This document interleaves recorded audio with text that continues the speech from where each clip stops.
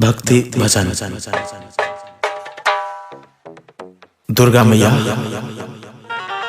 की जय हो।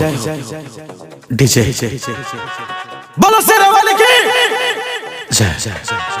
कमाल okay mister Sannu Kumar. Happy Navratri studio Rajbiraj king.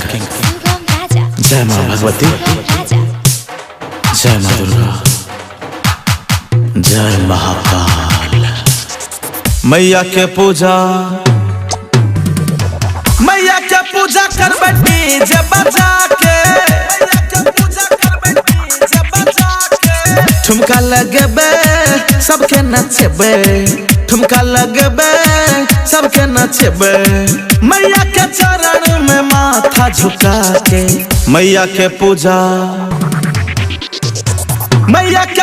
कर बैठी जब बजा के, मैया के पूजा कर बैठी जब बजा के, मैया के पूजा कर बैठी डीजे बजा के,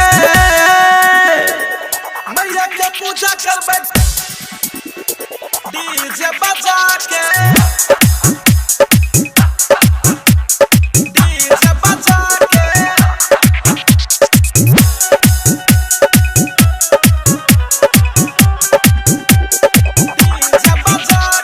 Music by Sugam Raja, Sugam Raja।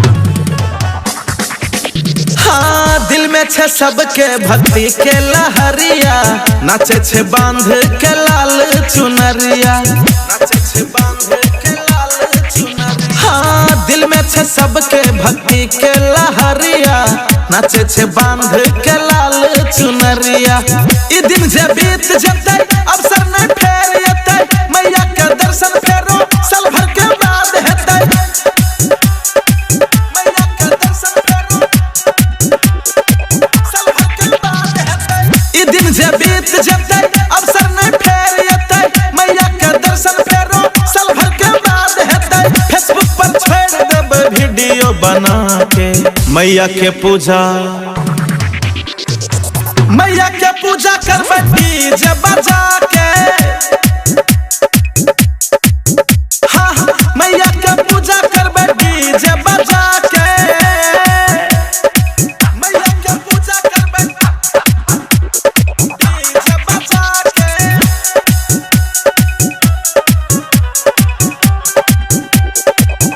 जब बजा के। Music by Sugam Raja, Sugam Raja।